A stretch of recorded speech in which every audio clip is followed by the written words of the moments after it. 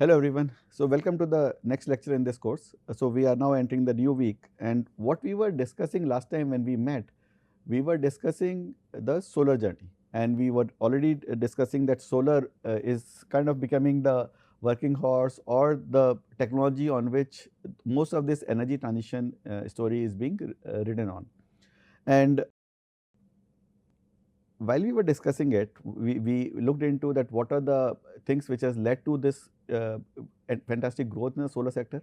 We have also looked at challenges that what solar sector is facing or might potentially face with respect to supply chain issues, with respect to material issues, with respect to some geopolitical concerns from energy security perspective which can arise because of the concentrated manufacturing capacity which is getting built up all over the world. So this is what we discussed, and then what we were discussing was that now enter and understand what India has done, what India is doing before we kind of concluding this section for solar overall. So if you start looking in India's solar growth story, India's solar growth story has been a very pleasing story from a overall Indian context if we look at into it. If we start looking from a data perspective, we were talking about maybe tens of megawatts of solar installation in 2010, and from there the growth in Indian solar sector has been fantastic. And actually if you look at Indian solar growth, it has really come in two phases.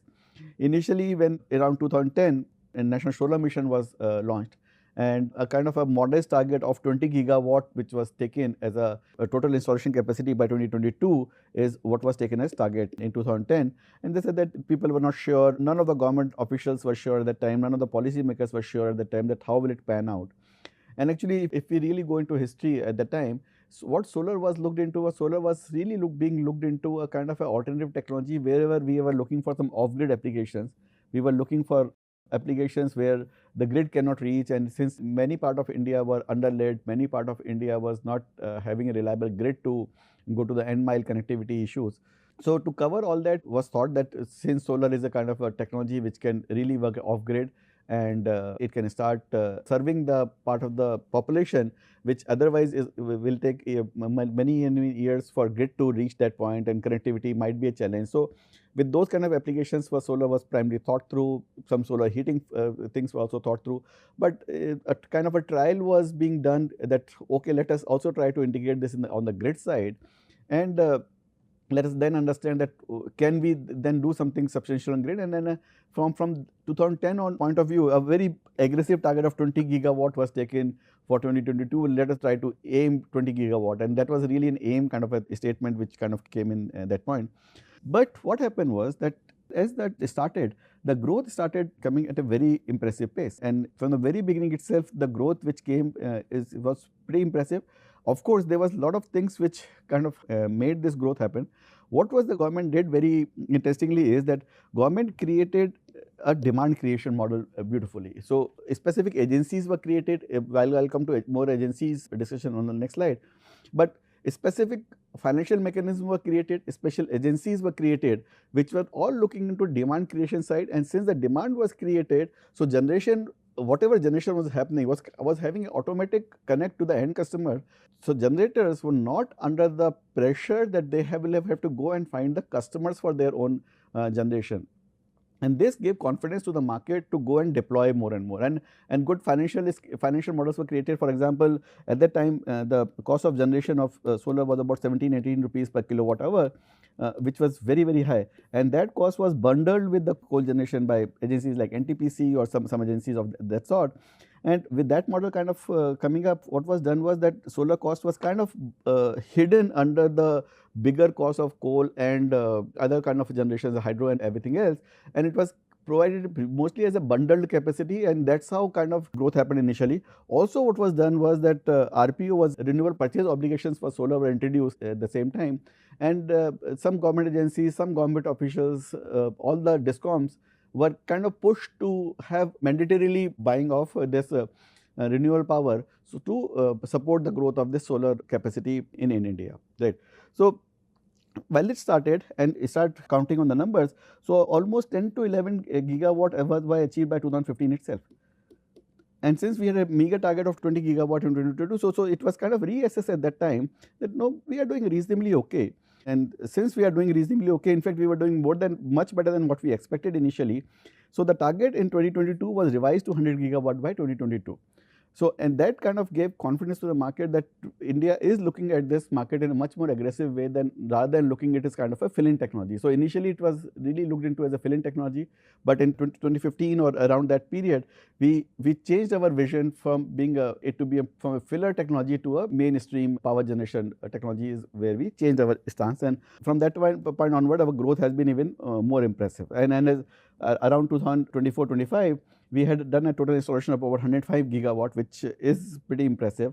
And if you go into finances of this market also, not much of it has been subsidy driven, or not all the money in this has come from government side. In fact, most of the money in this has come from private sector, who has gone and being an installer in this domain. How government has supported is through the demand creation, creating the infrastructure, of course giving the land availability. So land was a big concern initially. So government has really worked well on the land availability side, but in terms of the real capital expenditure on the equipments, on the panels, on the inverters and everything, that has primarily come from the private corporate side, and government has supported that by the demand creation and the financial model creation on it. After 2015, since India saw this success, so RPO was increased, standards were brought in, ratings were started to cut in, capital subsidies started around that. From 2010 to 2015, the interest rates were very high because not many people were ready to bid, put their money into the solar technology, because everybody was unsure that what would be the actual return. But as the confidence of the market grew, this interest rate also kind of gone down. Another interesting thing which came after 2015 was kind of another scheme which was called as a green energy open access, in which was again a very interesting tool for demand creation. So bodies like SECI or some other bodies like that, they were really working to create a system where not so it doesn't need to be point to point sale. It to be one generation point to multiple point sale is the model which was being developed. So what was done is that people could procure green power directly from an assembler, or so there could be an assembly point who is kind of a intermediately body in between, who is getting power generated from X body. They are accumulating all the power, and then they are dividing this as an access to multiple users. And through that multiple user model, the demand gets kind of accumulated to a single point, and then it was fed into the generation demand. So that's our kind of a model which was created, which helped a lot of companies or a lot of organizations which were having not very high demand to adhere or meet the economies of scale of buying it from a big plant. And they could also access this green power, and this green power was supported by, in terms of the, they could fill into that what was a mandatory obligation was coming on that from the carbon accounting perspective, or from the environmental mitigation perspective. So that kind of a overall, it's an interesting thing. We have done a couple of research works on this, and so I'll encourage students to read, who is interested into understanding this whole story overall better. So India kind of played kind of interesting around that time, that they created this background organization structure, which was then supporting the market forces on the front as a back-end force for this scale up to happen. So even a lot of financial models were created, like bundling facility. I already mentioned about bundling facility.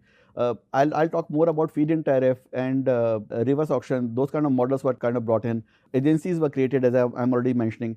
And after 2015, when India started looking into this growth story as a much stronger story, another thing which was created was for competitive bidding, a phenomenon called viability gap funding was also created. And these are some very interesting terms. So I'll encourage all of you to go and read about, whoever is interested in understanding this more from a policy perspective, read about these terms a bit more, and because otherwise whole of these terms need 15-20 minutes of their own discussion.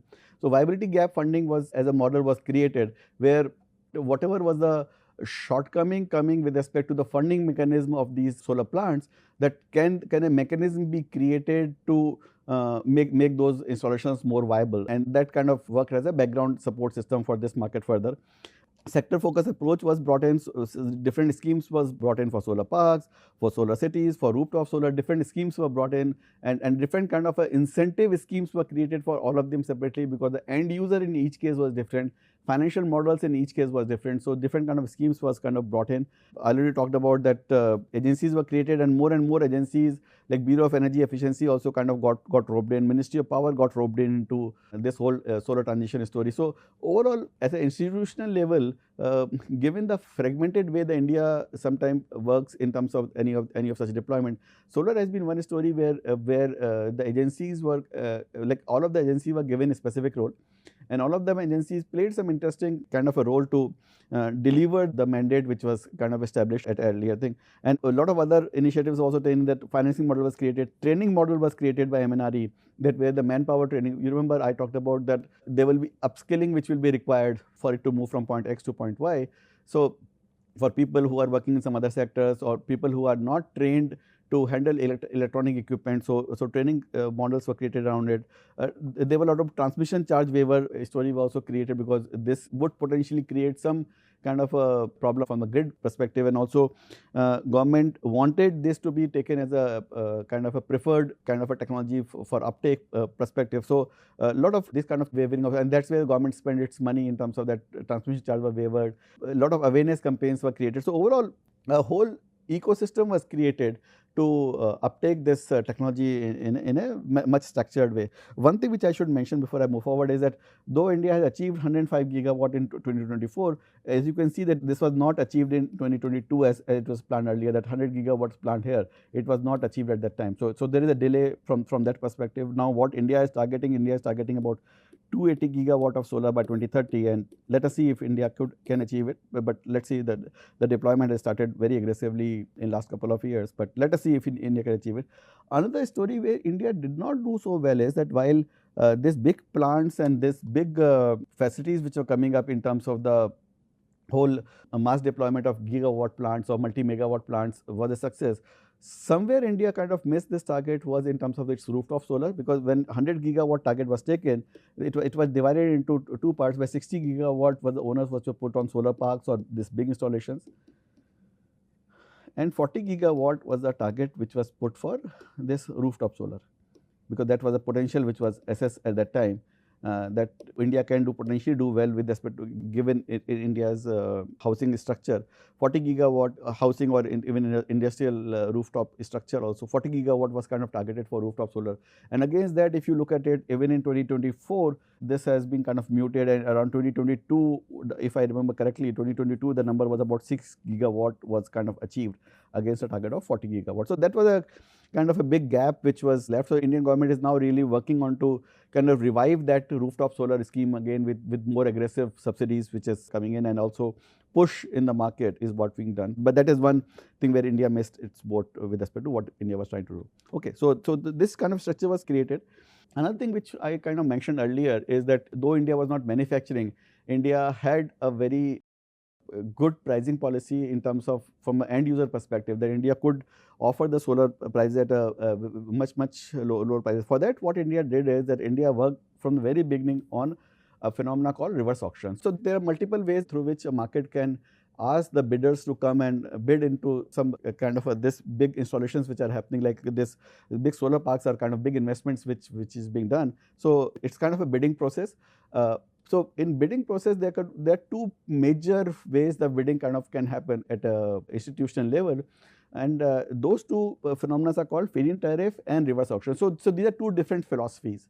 So in feed-in tariff, what is basically done is that this is basically government asks people to bid, but with a certain performance guarantee which is kind of inbuilt into the whole model, and price is tailored as per the technology need. Price is tailored is as per that what technology gets selected for final deployment.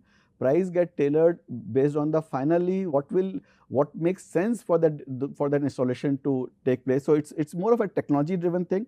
It can be costlier than the normal technology, because sometimes the benefit can be given to the latest technology, benefit can be given to some later installation methods, benefit can be given to somewhere where the net generation can be higher from the same amount of land. So this is good at providing. So I'm sorry for this small font, but once you get the slide, you'll be able to read it more carefully. So good at providing support for new technologies. It is a lower risk for project developers, because a project developer, while the final bidding takes place, would know exactly what they are expected to do, what they are supposed to deliver, and it will be done that way. But overall it's a kind of a complex phenomena, because the risk in this whole thing is the onus of the whole thing lies on the government or the selection body, because it is a selection body which has to work with all the bidders at a very diligent level, and they have to kind of put their neck out in terms of selecting the right technology, selecting the right bidders, selecting the right methodology of deployment and everything, and but this can actually lead to faster R&D kind of a path, and it can lead to a path where more high-tech installations can take place. But obviously, as you can understand, this would be a more slightly expensive kind of a installation which will happen. On the other hand, India followed something what is called as a reverse auction method. Reverse auction method is kind of a pretty straightforward method in which specific target for capacity and generation was kind of put in, and people were asked to bid to meet those technical specifications and also at the same time give the cheapest price at which they can do it. So if multiple people can then technically qualify the requirement of the project, so it was primarily left to the price discovery mechanism, and the discovered price is something which was leading to this bidding mechanism. So this whole thing was kind of built around is that cost optimization, it was the prime motto behind all this, and India took this strategy from day one, because India thought that we cannot afford the cost of higher technology. What we can basically work towards is we can work towards the most cost optimized model, and India kind of took that call from day one that India really want to work towards the reverse auction methodology, and through that it kind of pushed all its big solar installations from day one itself, right. There are definitive advantage and disadvantage in both the matters. Let's kind of look into this. So if you look at the reverse auction or sealed bid process, it's kind of a straightforward process. You know the specifications pretty well. You simply kind of bid for it and you kind of try to discover the cheapest price at which you can offer these services, right. In a feed-in tariff is more of it requires gathering information from all the bidders, then assimilate it rightly, give chance to all the bidders to reassess their situation and kind of rebid and kind of rediscover the whole technical model. That's a more complicated and involved process which is there. So that's kind of a slightly trickier process. In terms of transparency and fairness, this reverse auction sometimes can be slightly tricky because it's kind of an opaque mechanism, we really don't know what is happening behind the wall in terms of its complete fairness, though the process is being done now in India on an online process mode. So more and more fairness is kind of getting built into this further, but it has seen its challenges at a global level. In terms of the feed-in tariff, it's more real-time information, so everybody knows that what is happening, and they are kind of evaluating and re-evaluating their process on a continuous basis. In terms of a reverse auction or a sealed bid process, the bidders cannot really react to what is happening in the market later on. If they even discover new prices, they have no way to kind of reposition themselves beyond L1. Of course, they are given a chance to kind of meet L1, but there is a, in terms of reacting to the specifications, in terms of reacting to the whole process is slightly trickier in this case. While in case of feed-in tariff, the process is more open, and that's why bidders have this possibility of reacting to the whole thing. There are, in terms of price manipulation and all those things, reverse auction doesn't give you that chance because you already submitted your price. So it's very, very firm process from that perspective. And in all fairness, this kind of gives you a kind of a very black and white kind of a price discovery mechanism. While in case of a feed-in tariff, there are chances of a slight bit of bidders may force auction to terminate midway, or they can force the agencies to mold the auction in a certain way which kind of suits them in a certain manner. So this could be slightly manipulative process. It is very much a possibility, though the prevention mechanism on that also are being taken into account. In terms of matching supply and demand, the reverse auction process is pretty simple, because when you are bidding, you know pretty much what you are expected to deliver, so you kind of bid with that in mind very clearly.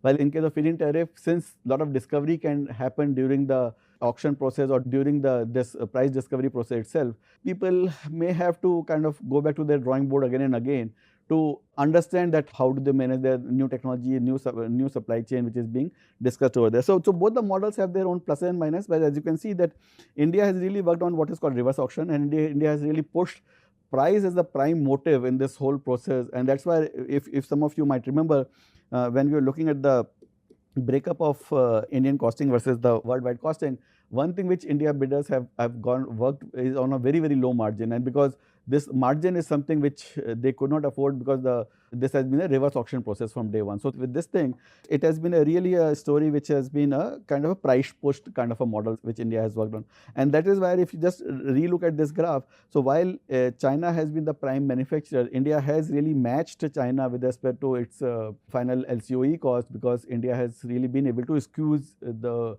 market to that extent, where the market has to react in a way that it has to give the cheapest price, whatever is possible. And in fact, a lot of Chinese module makers also are, because they know that they are the one who are primarily supplying to India, so they sometimes give much more aggressive prices to India also at times for specific projects. I've seen some of these projects happening, that where some of these prices are very, very interesting at an international price level also. So that's how India market has really worked. But overall, this has been a pretty successful story. And if you look at the India solar deployment, you look at year on year, the amount of power which India is generating, energy which India is generating from solar is increasing year on year. And if you, as we speak, I think India is generating about 8 to 10% of its electricity from solar as of now, and it is expected to grow much faster in coming years. In terms of carbon saving also, this has kind of avoided emissions has been pretty impressive, and we are talking about in terms of more than 100 million tons. So cumulative emissions which has been saved has been about of the order of 0.5 gigaton of CO2 has been kind of avoided so far through this over the multiple years what India has done, which is a significant number, that given that India's current emission is about 3 to 3.5 gigaton on an annual basis. It's a pretty impressive number if you just kind of put it all together. It has been a success story from that side, that lot of carbon dioxide has been kind of avoided. So when I mean terms avoided, that if whatever power is being consumed through this route right now, if we were not putting solar, that same amount of power would have been getting generated through the solar route itself. So that's the assumption which has been taken here, that that whatever power that solar has generated, if it was not generated through solar, it would have been getting generated through the coal route. So that's why I am calling it as an avoided emissions. Okay, so while this has all been a success, once we start looking deeper into what India has done, that's where this problem starts coming into. India primarily depends so far on China's supply chain. If you start looking at from a various aspect of supply chain, from a wafer perspective, India is getting almost 100% of its wafer from China. In terms of the cells, either it is primarily getting it from China or from APEC. This is where India is primarily getting. And in terms of module, about 37% of India's module is coming from China, and some bit of modules are coming from India itself. So on module side, India has been able to make in India. But if you really look at from a cell perspective or from wafer perspective, India kind of depends 100% on imports as of now, and which is kind of not a very healthy situation to have, where while we worry about oil as a story of energy security, like what is happening currently in US and Iran case also, with that, India is struggling on its oil supplies, India is struggling on its gas supplies and stuff like that. Similar kind of story will not happen in solar once it is installed. But during installation phase, if any geopolitical turmoil happen, India depends so much on China and APEC countries for its inward supplies. India sits on a very, very sticky wicket from that perspective. Now, India has started working on it. This data is up to 2021 accumulated data. India story is changing slightly around this. But as you can see, and what it has led to also is that it has led to a situation where India has become a net importer of this whole solar technology. And while China and APEC countries has been the net exporter, they have gained dollar, or they have gained the forex through this technology route. India has always been an importer, and India's import has been of the tune of 5 billion USD in 2022, which was expected around that time. So India really has kind of worked in a manner where it has become a net importer, and which is not a very healthy situation for a nation like us, which has really suffered on this oil turmoil worldwide. Now the coal also troubles us at times, and with the kind of growth that we are seeing, in that growth phenomena, if we continue the way we have continued, though, so it would be difficult. So now Indian government has started reacting to it. We have now production linked incentive schemes which has got cut in, through which these facilities are now coming in more and more. But having said that, still the facilities which are primarily coming are putting more emphasis on modules, and of course now cell based technologies have also started coming in. A lot of companies are now coming with the cell technologies, but still if you look deeper into that also, and that's my personal view, is that still those cell technologies are older cell technologies. Still they are not the state of the art at many places. Some facilities are coming with some state of the art, but some of these facilities are still not that latest as per them. But the problem is before this, problem is with the wafers, problem is with the silicon. India is still not able to break through in terms of the wafers and silicon technology at all. And this is where India is still struggling. And if you start looking into that, how will you make cells and modules if you don't get wafers? And that is a problem which not only in India, but the world faces, but India, given the aggressive nature of the plan that it has from 100 gigawatt to 280 gigawatt by 2030, India will continue to depend more and more on imports, and this import deficit for India in terms of solar will not continue to shrink if we don't break this manufacturing challenges around the cells and wafer technology. Now, what has led to this situation? Why India is sitting on this, and why China has is sitting on a situation where they are able to manufacture so much?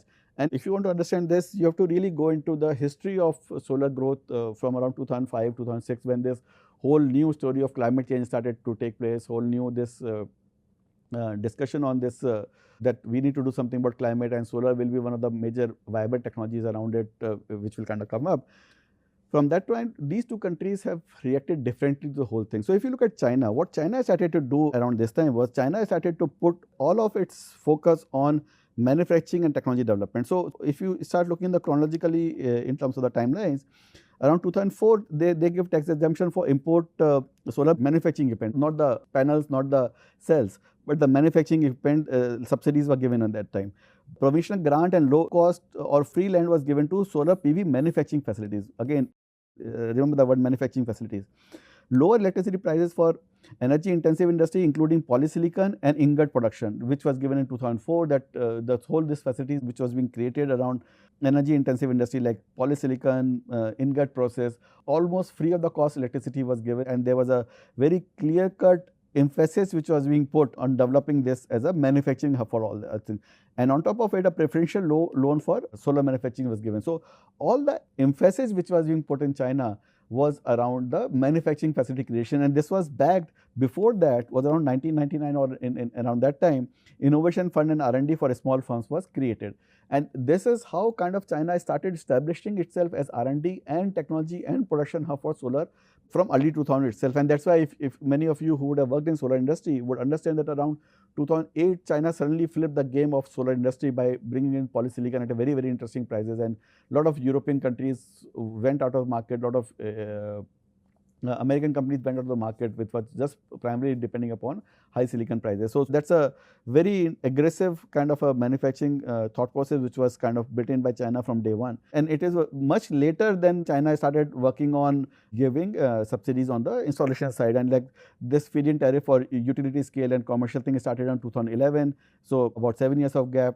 Then competitive solar PV tender, like this is reverse auction, only started in 2019. So initially also they allowed that latest technology to be deployed, and only recently they have started going to reverse auction method. They started putting anti-dumping on import of polysilicon from United States and America in 2012. So once they have kind of developed their manufacturing pretty well, they kind of stop imports also. So a very clear emphasis on tech support, very clear emphasis on manufacturing support, very clear emphasis on making China kind of a phenomena which was kind of built in China from day one. And that's why China is sitting at a situation where they are controlling the world supply chain on solar completely. So while on the other hand, if you start looking in India, and while India has done pretty well on the pricing side, it has been kind of a deliberate kind of a thought process which India has kind of worked on. And if you look at all the policies for India, India has started working on generation based incentives, RE tariff regulations. The whole philosophy which was developed in India was developed around procurement. So power procurement was the all thought process. So if you look at all the policies which was kind of developed all around India from very beginning, was all around procurement, which was all built around that that India needs to procure at the best cost, right? So while some schemes was kind of brought in with where we had this domestic content requirement under a national solar mission, or some Pradhan Mantri Kisan Suraksha Yojana, or somewhere some specific bits and pieces, some attempts were made in India to kind of protect its manufacturers. But if you really look deeper into the whole thing, there was not a comprehensive or a kind of a end-to-end plan which was kind of made by India to support its manufacturing sector. What was being done is primarily the whole focus, the whole emphasis for India was about the generation, procurement, and lower cost. This was the clear focus which India kind of worked with, and India is kind of simply focus themselves on that we want to be the lowest cost solar energy producer in the world. So that's kind of a thought process with India started to work, and all the policy makers, everybody kind of started working with the same mindset, and the manufacturing side was kind of ignored till very recently, where in 2020, so in between some attempts were made to kind of come up with this manufacturing policies in bits and pieces, but not a very clear-cut, comprehensive, end-to-end kind of a model which was created like China created in terms of end-to-end supply chain kind of a model which was created in China from the very beginning. India did not work on that kind of philosophy, and the very clear-cut, very clearly, India focused on its generation from beginning, and it is only very recently again India has come up with this production link incentive scheme to incentivize people to make cells and modules in India, and that's why these facilities for cells and modules are now started to come up. Modules duty has been put of 40%, that whatever you import is like you kind of got 40% taxation on that, and for the cell side there are 25% taxation which is coming, and which is being now reduced again because manufacturers were given some certain time period to come up with this facility. So this taxation will slightly go down now. But having said it, so that's why cell and module facilities are now coming up, but India will continue to struggle as of now, as we speak today, is wafer and the silicon side, because no facilities in India has still come up with. Forget about meeting the latest M12 or those kind of cell sizes. We are still talking about facilities which have not been able to make some basic polysilicon or basic wafers itself. So that's a clear path two countries took. That's a very clear path which these two nations kind of put kind of work towards, and both have benefit of it in a different way. But now I think India and China both are kind of realigning themselves a bit, where China is going into more aggressive procurement, and India is going into kind of a production scheme now. So let's see how things kind of work out. There are a lot of things which India has to work out, and like overall worldwide, a lot of people have to kind of work out in terms of domestic manufacturing. Domestic manufacturing is a cause of concern not only for India but for many other nations. So there are supply and demand kind of situations which needs to be handled. There are some direct and indirect impacts which kind of people have to work on that. But it's kind of a much deeper discussion which we need to have around the whole, that how this domestic manufacturing can actually be established in India or in any other nation which kind of needs to work. So people have to work around the taxation, that like China works in terms of equipment taxation side or import on the equipment, lower cost of electricity which we need to work around. A lot of other things which kind of needs to go in terms of infrastructure creation, in terms of transportation creation, in terms of high-tech manpower creation. So it's not that one axis which will solve this whole thing. And above all, what would be needed will be technology. See, so China has reached where they were reached because they started investing in this technology back in 1999 or early 2000s. So there was a learning curve which these companies kind of went through. So where will you get this technology overnight? Any nation now trying to build up onto this has to now see that where will they get this technology overnight. So that technology would become the biggest bottleneck in many of such deployments. So that's where it's an interesting debate to have, but this is where it is. So this has been India's story. So India has really done well in terms of its deployment. India has done well with respect to its growth path, but India has struggled slightly, and with a very clear-cut calls which India's bureaucrats kind of took in early 2000 in terms of being a generation-based nation rather than a production-based nation.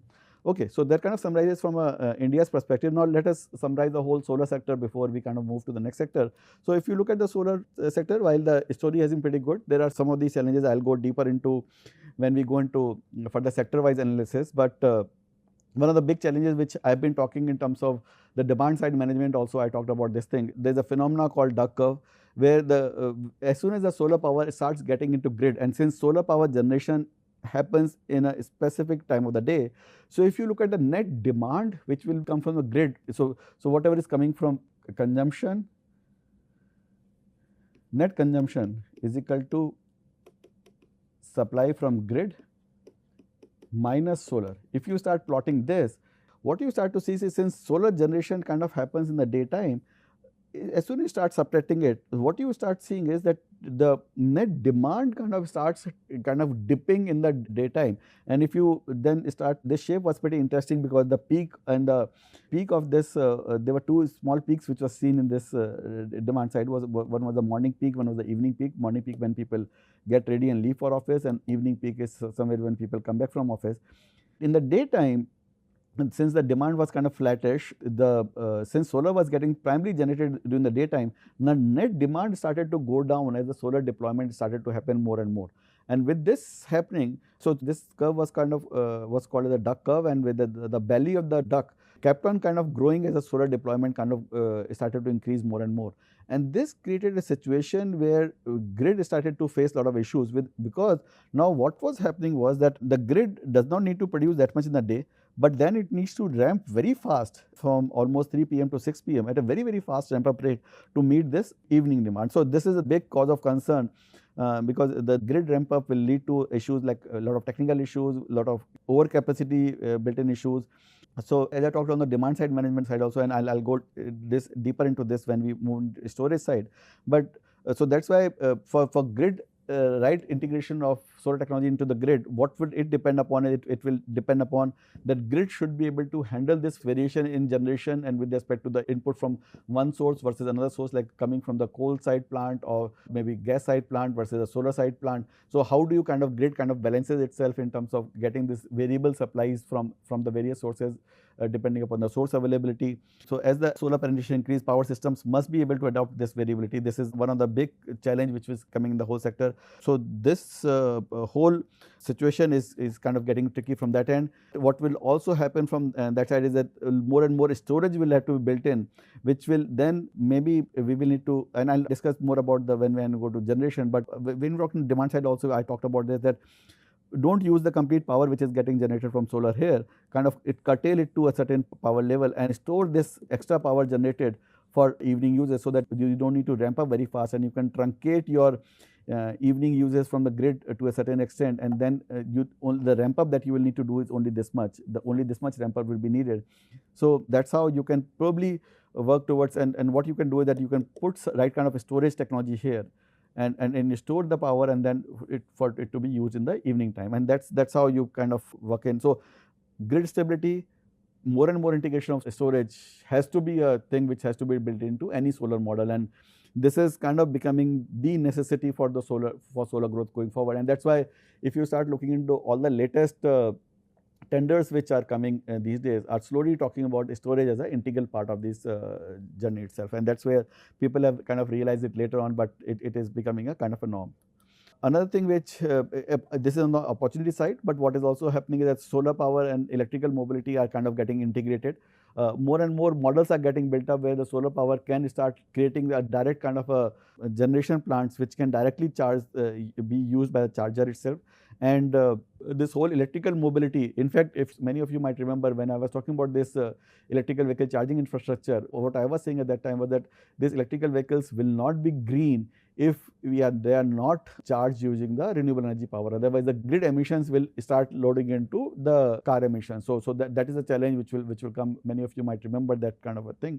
So for that to circumvent, solar integration is happening more and more. So kind of hybrid systems are being made where at the distribution level, two kind of power can come in. The power can come from grid, or the power can come from solar power, and using an inverter, then it can go to a kind of a distribution box, and then distribution box kind of can select that how the power will flow to the charger and how it will flow to the end user, be it be car or three-wheeler or two-wheeler, whatever it is kind of moving towards. So this whole kind of a structure is kind of getting built in more and more, and more solar integration is being done in terms of this charging infrastructure. So another thing which is also a kind of work around this time, and which is more of a EV kind of a thing, and is like vehicle to grid technologies are also coming up, but that's a separate discussion altogether, not from the solar side. But this solar, from a solar side specifically, solar power charging station, distributed energy generation, and reduced carbon emission from transport is being talked, and with solar integration kind of coming into picture. So while grid is becoming a challenge, while storage is becoming a challenge, this is giving an opportunity from the solar side that if we could do that, more of this, we can actually start reducing our emission from our electrical vehicle side. Another opportunity with solar is now giving is that it is giving kind of good power. So if many of you might remember that in power sector transition of the world, 16% of the power was anticipated to come from the green hydrogen, and when for this green hydrogen, it has to go through electrolysis process. So for that electrolyzing process, power has to be given, and for that power can potentially be supplied with this solar power based generation, and if you couldn't do that, what you can do that, then you can start working on decarbonizing sectors like steel production, fertilizer, long distance transport, where this trucks and other kind of vehicles which were struggling to run just on batteries, though they can be handled through this process. So solar, while it can give direct power to the thing, it can lead to indirect carbon saving also through charging the batteries in electrical vehicles, help in generation of green hydrogen, and that green hydrogen can then indirectly feed into industries, that can feed into transport sector again, long distance transport sector. So overall, this is a big potential which solar kind of brings to the power, brings to the table, and many countries like India also has this national green hydrogen mission. India is working on that. Countries like Australia, some countries in Middle East, they're all exploring that if they can have this potential, because they have this beautiful solar potential. All of this, you remember, the mid part of the world has huge solar potential, Middle East, Africa, India. And Australia side also has a beautiful generation from the solar side possible. So these kind of nations have started to work on this whole aspect of using solar power as an integrated system for electrolysis process itself. Currently, the biggest challenge in this is cost, because the cost of manufacturing through this route is still higher, because the kind of power requirement which is there is pretty high. So that is being kind of worked around. And once we kind of solve that issue, and I think this could be another game changer which solar can potentially bring to the table. While this is all happening, solar technology is also kind of growing worldwide. What is happening that it has already seen a lot of growth over last many years, but what is now coming to the table is that more and more solar technologies are being talked about, and with they coming in, what is expected is that we may have cost points which could be much more interesting. We could have situations where the per kilowatt hour of solar emission can actually start to go low if you can break some challenges in technologies like perovskite solar cells, or maybe tandem solar cells, or maybe coming up with the bifacial solar cells. So there are many technologies which are coming up which can help us to potentially reduce net cost further, and also reduce the emission per kilowatt hour further, because that is still about 60 to 80 grams per kilowatt hour, and that can be reduced by bringing in a new technology. So remember, what was the prime reason of the emission in crystalline silicon was the cleaning of the silicon itself. Like developing of this crystalline silicon itself is the biggest problem where we face issues with respect to emissions. So if we can come up with the processes which works on thinner silicon, or which can come up with the alternative to silicon also, but giving the same kind of cost point and same kind of efficiencies and same kind of reliability. There are many technologies which are kind of coming up, and tandem solar cell is something looking very interesting. And tandem solar cell will have another big advantage which it can bring to the table, because another problem which solar installation faces is that efficiency is around 22%, which means a more amount of land for same amount of power generation. And if we can solve that, that is also kind of worked around. Technology is also being worked around that which can work at lower solar emission also. Then it can potentially increase the CUF of the solar technology. So many things are happening on that end, and let us see what happens. But future, if you look at the future potential, that I think solar industry is bound to kind of go up, and it is expected that the net installation worldwide, as I've already mentioned about some of these numbers, these are looking as a reality. And it seems like that solar will kind of continue to grow very aggressively. Asia will lead this race, which will followed by Europe and North America, but Asia will primarily lead this race given the size of the continent, and also the kind of aggressive installations which are happening both in China and India specifically. In terms of policy outlook for solar energy, a lot of countries have now started to look into that. They've started to work towards that more and more manufacturing should come in-house. So far, everybody has kind of banked upon China as their backbone of the supplies, and the growth has happened from the same line. But more and more emphasis is being put worldwide, be it United States. I've already talked about India, but even US is also dumping on anti-dumping. It is working on anti-dumping and countervailing duties to discourage imports of these panels to come to US. European Union is also working on anti-dumping and countervailing. China itself is also kind of worried on that end, because China wants more and more domestic manufacturing to kind of come up. Turkey is working on some policies. Brazil is working on some policies. So overall, countries are reacting by putting some kind of a tariff or inward taxation to support domestic manufacturing in an indirect way. But more work has to be done on this end. But overall, if you look at it, solar energy would be key in this energy transition thing, because it is almost like a zero emission approach.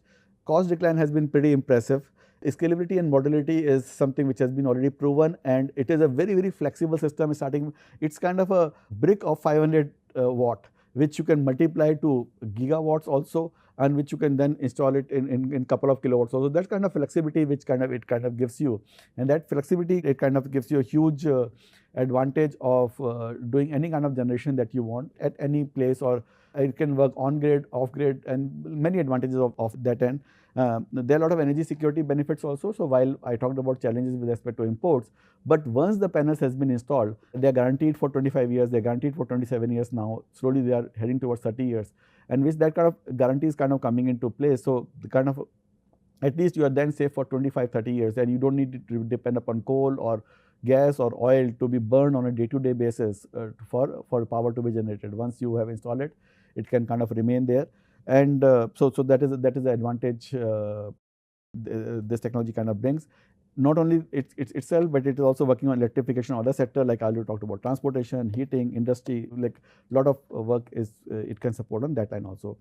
Key challenges would be, I've already talked about it, but intermittency of solar cell due to day and night cycle, weather variability is something which needs to be looked into. Low capacity utilization factor, because that's why you need to put capacity which is about 5 times the capacity of a regular plant. That is a concern. Grid integration challenge is a concern. Storage requirement is a concern which has to be solved, and which is also a cost equation also. It is not only a technology integration issue, but it's a cost integration issue which storage kind of brings in. Resource and infrastructure constraints, I already talked about it, but huge land requirement. How will you continue to solve your land requirement, specifically material risk with respect to silicon, silver, copper, indium, gallium. This all will become more and more challenging given the fast ramp up that we are targeting. And this whole industry and policy level challenges, because of this high concentration of these manufacturing facilities in a specific geography, is a challenge which the sector will need to solve. So this will give opportunities also, like, because then if you can create domestic manufacturing, you can create the supply chain resilience, you can work on technology innovation. This is a very beautiful technology which can support this energy transition beautifully. Technology innovations are happening around perovskite solar cells, tandem solar cell, bifacial modules, BIPVs. A lot of new things are kind of coming in. I did not talk much about BIPV, but these are building integrated photovoltaics. So what you can basically do is that you can, the side walls, so currently the solar installations are either taking on the lands, or they are taking on the rooftops of the building. So, but technologies are now coming up which can work with high efficiency modules on the side walls of the buildings also, which is an unutilized real estate which is potentially available for us for further deployment. So overall, this thing is being supported now with more and more market opportunities, and it can have a really broader development impact. The solar can create this overall broader impact, which it can then come up with the thought process with solar, the way it is anticipated, the way it is being targeted, it can really become the working horse for all this energy transition with respect to when we are planning to move from a fossil fuel based energy development to energy generation to non-fossil fuel based energy generation. Solar is becoming, given the flexibility, given the aggressive cost point, given the nature of this whole industry, this can really work as a backbone industry for this whole transition. And so jury is out, but I think solar is kind of meeting its promises. Obviously, some things have to be taken care of with respect, especially with respect to grid integration, and especially with respect to storage integration. So I'll give you one example before I kind of end this lecture. So if you are not careful about our kind of a generation management pretty well, the cost of generation can sometimes lead to a situation where this renewable energy can start looking into a very, very unattractive kind of a working philosophy. Like it happened in India that around May last year, the solar generation was so high, and the demand projection was not kind of worked out properly. So this solar power was almost sold as 1 or 2 paisa per unit, the spot pricing I'm talking about, not a generic pricing, but a spot pricing was as low as 1 or 2 paisa per unit for some of these developers had to give power at such a low price, because suddenly the demand was not anticipated properly, and the generation was much higher compared to demand, and you cannot store so much of solar power. Coal, you can drop down your generation, gas, you can drop down your generation, but what will you do with this big solar generation which is happening? This is getting fed into grid. Like you cannot switch off this generation suddenly to not to go to a grid. So will that happening? The solar power is almost given free. I know some parts in Europe where some of this renewable energy generation was actually giving at a negative prices for certain days or certain hours, because again some generation demand was kind of not matching properly. So storage is something which we'll have to work very aggressively on, and I'll come to storage in next couple of lectures. But for now, this was a solar story which I wanted to share with you. Thank you.